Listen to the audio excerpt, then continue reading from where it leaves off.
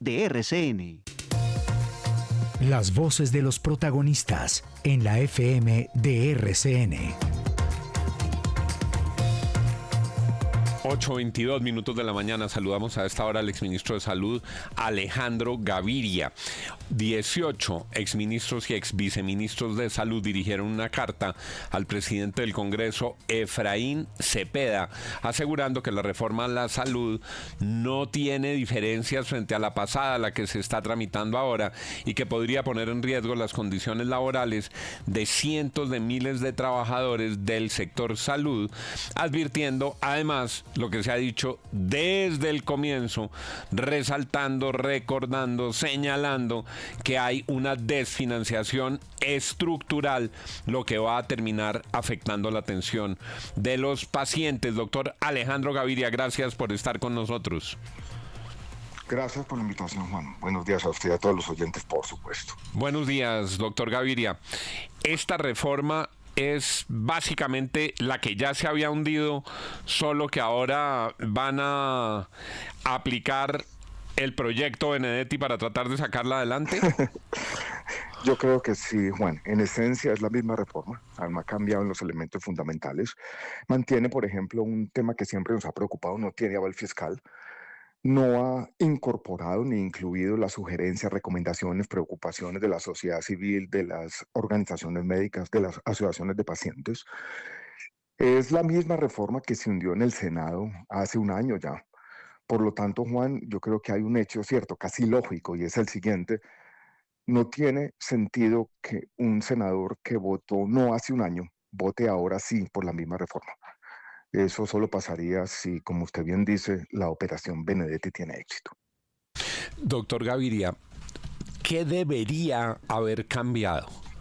¿Qué habría motivado una esperanza para los colombianos frente a su salud que no se introdujo en este nuevo proyecto? Voy a mencionar como 3 elementos que son importantes, Juan. El primero tiene que ver con la definición de los roles de los diferentes agentes. Hoy en día en la reforma no es claro para la ruta del paciente, por ejemplo, o para cualquier participante o agente en el sistema, cuáles son los papeles diferenciados de las gestoras, de las secretarías de salud, de los centros de atención primaria, de la ADRES, de las redes integradas de salud, del ministerio. La reforma es disfuncional. Ese funcionamiento del sistema alternativo no es claro para nadie y va a ser, por lo tanto, muy difícil de implementar y de llevar a la práctica. Ese es un primer aspecto.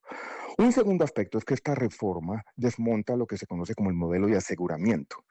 Va a ser imposible, por ejemplo, para un paciente saber quién tiene que rendirle cuentas, ante quién interpone una tutela, quién se va a encargar de esa ruta del paciente. Lo que va a pasar en muchos casos es que los pacientes van a quedar atrapados, por ejemplo, en los centros de atención primaria, y acceder a medicamentos de alto costo o a tratamientos de mediana y alta complejidad va a ser muy difícil. Entonces, la ruta del paciente es otro tema que nos preocupa. Y el otro es que la gestión financiera queda en el aire. No hay nadie que se preocupe por el control de costos, lo que va a llevar irremediablemente a mayores problemas financieros de los que tenemos hoy en día y a una quiebra del sistema. Yo creo que esos son como los 3 puntos fundamentales que están en la carta, que han sido una preocupación desde hace mucho tiempo, desde las primeras versiones de la reforma. Incluso anecdóticamente, yo recuerdo cuando yo era miembro del gobierno e hicimos una carta firmada en su momento por Jorge Iván González, Cecilia López, José Antonio Campo y yo, estas preocupaciones ya estaban ahí desde febrero del año 2023, si la memoria no me falla. Exministro, el presidente ha dicho varias cosas sobre esta reforma. Una de ellas pues es que tiene el enfoque de salud pública a la prevención, y otra, que es otro de los enormes argumentos de todo el gobierno sobre la reforma, es que esto pues elimina la intermediación y eso hace más expeditas las autorizaciones para que las personas no tengan que quedarse esperando durante meses que les autoricen los servicios, los tratamientos, las cirugías y los medicamentos. ¿Eso por qué es tan grave para el sistema y cuál va a ser la realidad de ese cambio que propone el gobierno? Vamos a la primera parte, lo que tiene que ver con la eliminación de la intermediación. Así parece muy bonito, pero en el fondo lo que está pasando es que se crea un monopolio público, un único pagador que es la ADRES, que no tiene en este momento sistemas de información, no tiene el talento humano, no tiene las condiciones para, por ejemplo, procesar 2 millones de atenciones que hay en Colombia todos los días en salud.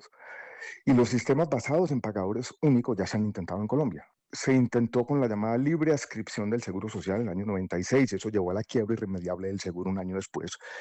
Y es muy parecido, Santiago, lo que está ocurriendo con el FOMAC y la fidoprevisora. Ya estamos viendo en el último año que esos sistemas improvisados con pagadores únicos simplemente no funcionan. Se acumulan los problemas financieros y a pesar de las buenas intenciones terminan afectando la salud de la gente. Ese es uno. Lo otro, modelo preventivo, que es un modelo de atención, se puede hacer compatible con un modelo de aseguramiento. En eso hemos dicho todos desde el comienzo que uno puede ir generando en el margen un modelo preventivo que ponga algún énfasis en la prevención en salud, que en algunas regiones de Colombia, por ejemplo, tenga estos equipos territoriales, pero para eso no hay que destruir el sistema de aseguramiento como ha existido en Colombia. Pero entonces, según lo que usted nos dice, esto va a generar, por un lado, pues desorden, pero por el otro lado lo que uno ve es que es más burocracia y que esta reforma iba a supuestamente acabar con burocracia y con intermediarios y a que la plata de la salud no se quedara por ahí en la mitad entre tantas entes y la EPS, la IPS, todo esto. ¿Es así?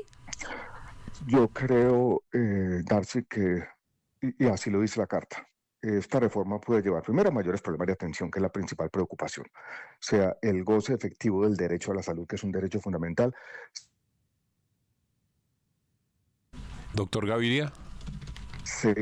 Un tercero, lo que tú estás diciendo y que yo quiero ratificar es, va a haber más problemas de corrupción asociada al desorden y al caos, que es lo que ha ocurrido, por ejemplo, cuando la misma ADRES paga los accidentes de tránsito o la atención de personas involucradas en accidentes de tránsito de vehículos sin SOAT. Ese es un modelo de red abierta, similar al que ya repito, se implementó en el Seguro Social hace muchos años y no funciona. Simplemente, sí, es más caos, más corrupción, más problemas administrativos y en el fondo peor atención para los colombianos. Doctor Gaviria, lo que hemos visto a lo largo de estos últimos 2 años es que mientras se da la discusión de la reforma y congresistas van, congresistas vienen, no llega el aval fiscal, se dilatan las votaciones, el sistema se deteriora a grandes velocidades. ¿Qué hacer para que esta deliberación parlamentaria y todo el tejemaneje parlamentario no quite del foco que cada día la salud de los colombianos está más comprometida? Voy a decir lo siguiente, Juan, que es un hecho paradójico porque nuestra conversación hasta ahora ha sido sobre la reforma. Yo creo que la reforma, habida cuenta de los problemas del presente, es casi irrelevante.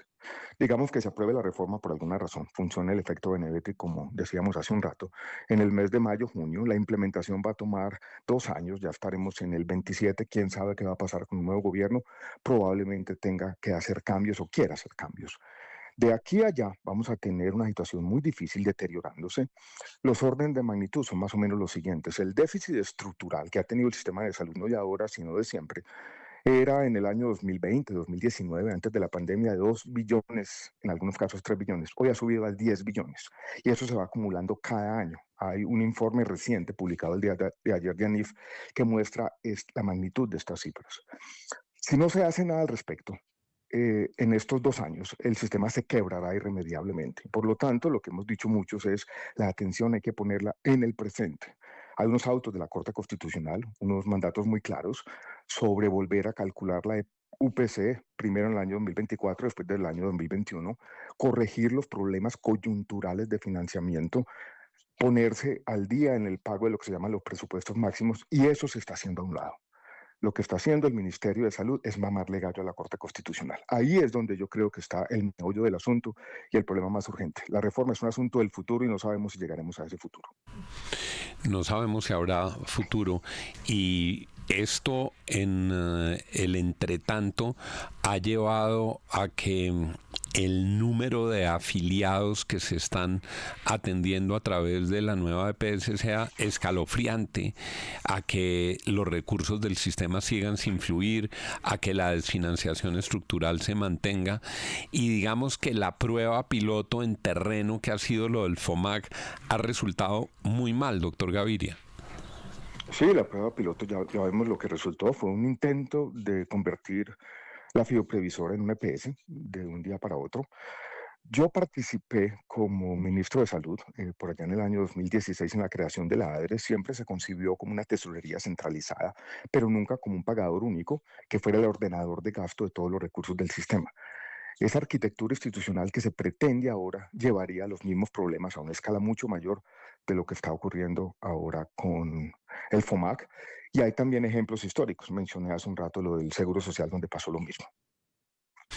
8:32 minutos de la mañana, ese el sentido de la comunicación que dirigen los exministros de Salud al presidente del Congreso. Yo creo, doctor Alejandro, efectivamente que la diferencia es el proyecto Benedetti. Y creo, y voy a terminar la entrevista resaltando algo que usted dijo antes: si es básicamente lo mismo, no habría sentido en que alguien que votó negativamente la reforma anterior cuando se hundió, ahora vaya a votar positiva esta, que es básicamente lo mismo. Ese es el mensaje para algunos miembros de la Comisión Séptima, entiendo yo.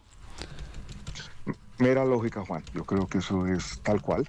Algunos han dicho que necesitan el aval fiscal, pero el aval fiscal no puede decir nada distinto a lo que estamos diciendo, que esta reforma va a exacerbar los problemas financieros del sistema. Ojalá esa lógica tan simple y tan sencilla sea un llamado a atención para los miembros de la Comisión Séptima, y el sentido de la carta también es llamarle la atención a todo el Senado de la República de que actúen con responsabilidad pensando en el bienestar de los colombianos. Muchas gracias, doctor Gaviria, por haber estado con nosotros. Feliz día, Juan. Y buen día para todos igualmente. 8:33. Tiene toda la razón Alejandro Gaviria. Si la reforma es la misma, ¿qué es lo que los hará cambiar de voto entre su negativa de la vez pasada y un eventual voto positivo esta vez? Totalmente. Y don Juan, es que aquí en este debate hay que evaluarse constantemente lo que sucedió con ese cambio del modelo del FOMAC, porque fue el primer precedente para el cambio del sistema de salud que quiere el gobierno. El FOMAC es el sistema independiente de salud de los maestros que durante los últimos años ha tenido muchísimos problemas porque los maestros no podían recibir atención de calidad, porque tenían inconvenientes con las clínicas y los hospitales, los prestadores en general, pero el gobierno Petro lo hizo todo aún peor, y además en un cambio rápido, improvisado, que no tuvo los tiempos necesarios. Nosotros hemos contado cómo Daniela Andrade y Mauricio Marín, vicepresidenta y presidente de la fiduprevisora, en su momento le pidieron incluso una cita al presidente de la República para advertirle que eso se estaba haciendo mal, que se estaban escogiendo mal los prestadores, que necesitaban por lo menos un mes de espera para que pudiera ser una transición adecuada, y eso no ocurrió. La semana pasada FECODE publicó un comunicado exigiéndole al gobierno que ya se estabilice el modelo, porque pasó lo que era predecible. Al no hacer una transición en los tiempos adecuados y con la planeación necesaria, y escogiendo además los prestadores por solicitudes irregulares de altos funcionarios como el ministro de Salud, pues entonces no hay hoy garantía y calidad para el acceso a medicamentos, servicios en varias regiones. Las protestas de FECODE todas las semanas. 8:35 minutos de la mañana en la FM. Las noticias como son. Lo que tanto esperaste llega cuando menos lo esperabas.